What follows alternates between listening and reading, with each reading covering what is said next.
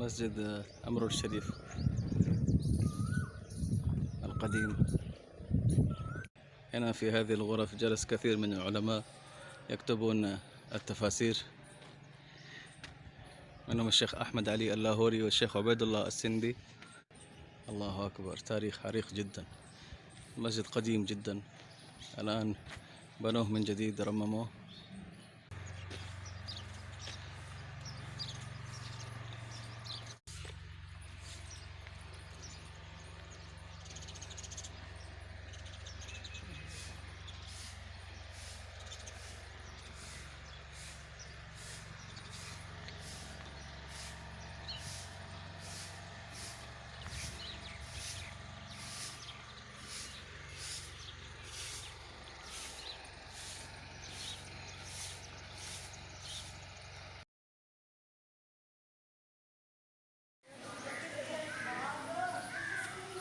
هذا هو مسجد أمرو الشريف.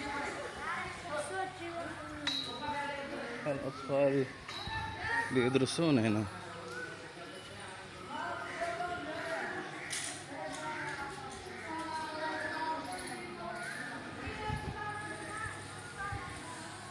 ما شاء الله تبارك الله، بسم الله، ما شاء الله تبارك الله، تبارك الرحمن.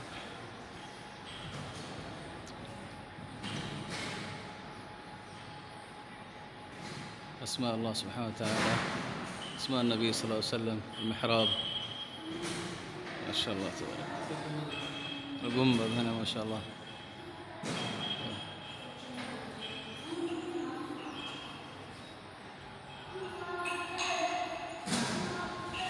ألا بذكر الله تطمئن القلوب، يا حي يا قيوم برحمتك أستغيث. البلاط من النوع الفاخر ما شاء الله هنا. واذكروا الله كثيرا لعلكم تفلحون، فاذكروني أذكركم واشكروا لي ولا تكفرون. بسم الله الرحمن الرحيم. أحبة الكرام، أسعد الله أوقاتكم بكل خير. السلام عليكم ورحمة الله وبركاته. أنا الآن موجود في مسجد قطب الأقطاب، إمام المجاهدين الشيخ تاج محمود أمروتي رحمه الله، في أمرو الشريف، في قرية أمرو الشريف. هذه شخصية عظيمة،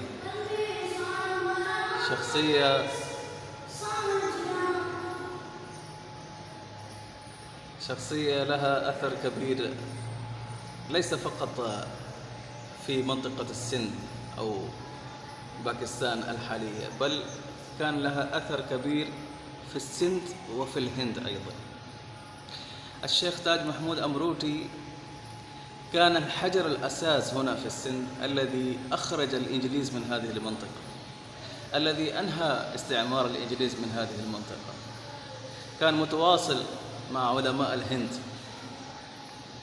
كان مترابط، كان بينهم ربط، واتفقوا على خطة بينهم ليخرجوا احتلال الإنجليز من شبه القارة الهندية. هذا شيخ من كبار العلماء، من زملاء الشيخ عبيد الله السندي، وأيضا الشيخ أحمد علي اللاهوري. الشيخ تاج محمود أمروتي هو العالم العلامة الرباني الذي كتب ترجمة للقرآن الكريم باللغة السندية. هذه الترجمة التي طبعت أيضا من مجمع الملك فهد بالمدينة المنورة رحمه الله، بالمدينة المنورة، وهي الترجمة المعروفة المشهورة في السند بكامل تقريبا. وهذه هي الترجمة التي يعتمد عليها أهل السند.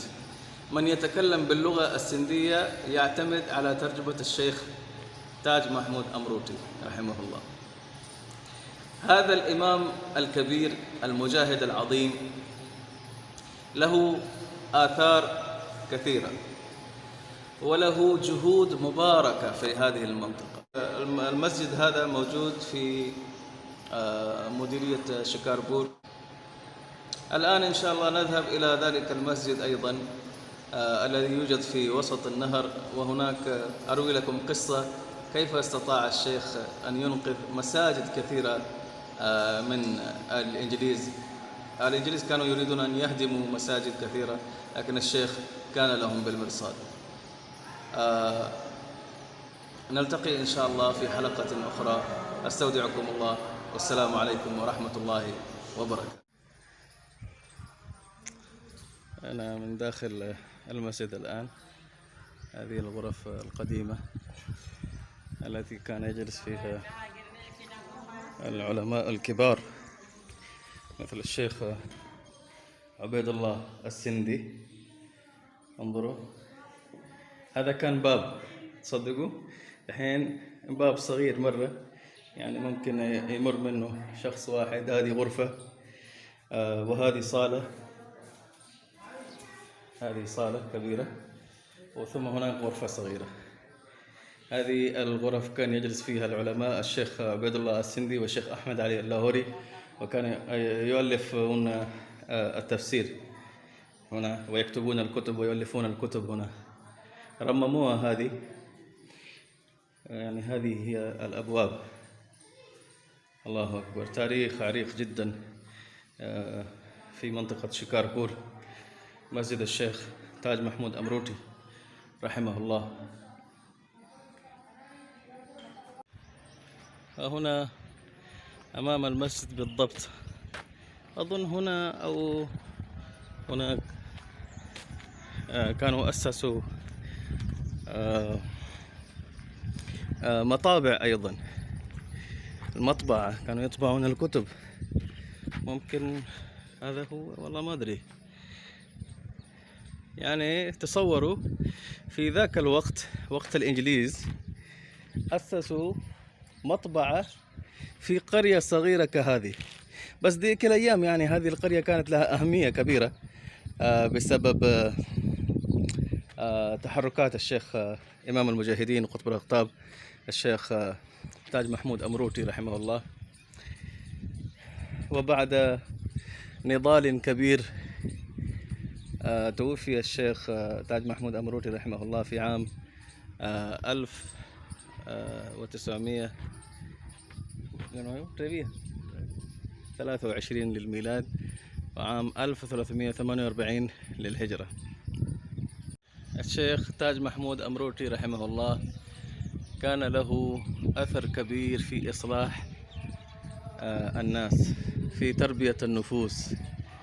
كان يتوب على يديه ويسلم على يديه المئات، كان يتوب على يديه الآلاف من المسلمين، وكان يسلم على يديه المئات من غير المسلمين.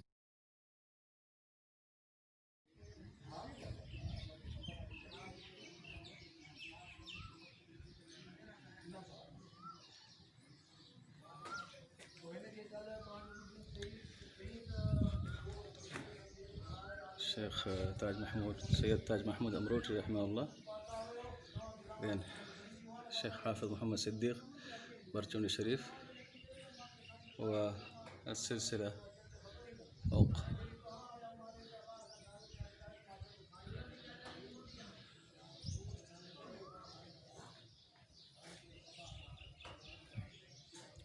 ثاني 20 ثاني 21